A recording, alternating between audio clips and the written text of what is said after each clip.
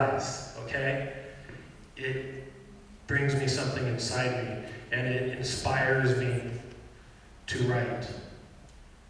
And so by doing these types of events, it inspires me to write stories. So 2015, maybe when I write my short story book, I'll have maybe a story on Kyiv. Maybe, right? You'll have to stay tuned for that. So I wasn't too excited about writing short stories until I went to Russia and started reading Russian authors. I mean, I have read Russian authors before. I mean, we've all read War and Peace by some guy named Tolstoy. Everyone loves him, and Pushkin is a freaking legend, man. That guy's awesome, right? I'm sorry, my California talk is coming out of me. We use awesome a lot. Like, dude, that's totally awesome, man. Okay. And I started to read a lot of their short stories. And I said, I can do this. This is a cakewalk. I can write these short stories. So now I'm writing short stories. And I have several short stories on my website you can read for free. Okay? I don't like to charge anybody for anything.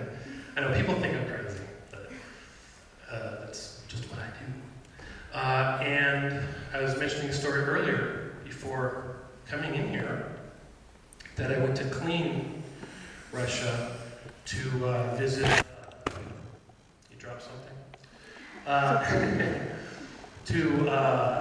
To visit the home of Tchaikovsky, because Tchaikovsky is very near and dear to my heart, because when I was a kid, my dad would take me to see the Nutcracker ballet every Christmas season. And in the United States, the Nutcracker ballet is strictly for Christmas.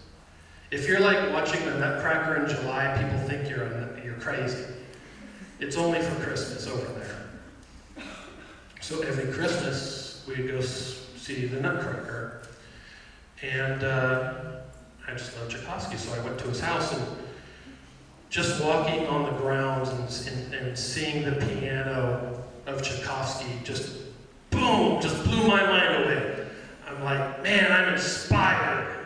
So I sat in the back of his house and wrote an entire short story that takes place in Clean. And the short story is called The Mighty Babushka. And babushkas,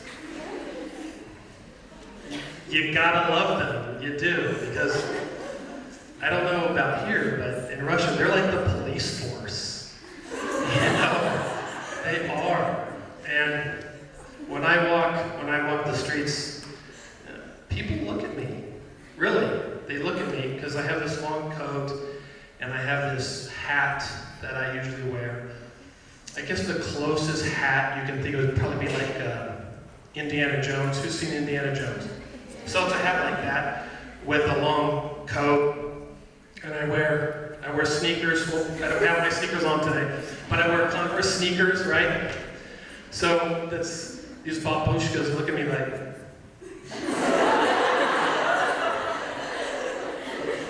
bad fashion sense. But come where I come, I mean, we just wear tennis shoes all the time, predominantly. And really, if your shoe's untied, they'll stop you. Hey, your shoe's untied. Who cares? Leave me alone. No, you don't want to fall down and land on the street, and if a car hits you, you'll be alone. Okay, all right, fine. Or they'll do that, or there'll be like a group of them, like on the street, and they're all like looking at you, and then they go, like, uh-oh, I could be in trouble, But I don't know. It's interesting, and I've cut that here. I don't know. It's whenever I'm walking the street, people just kind of look at me funny, like, what's about that guy? A little weird, But if you see me walking the streets of Ukraine for the next week while I'm here, if you see me, you'll say, yeah, that dude dresses a little weird. But you know what?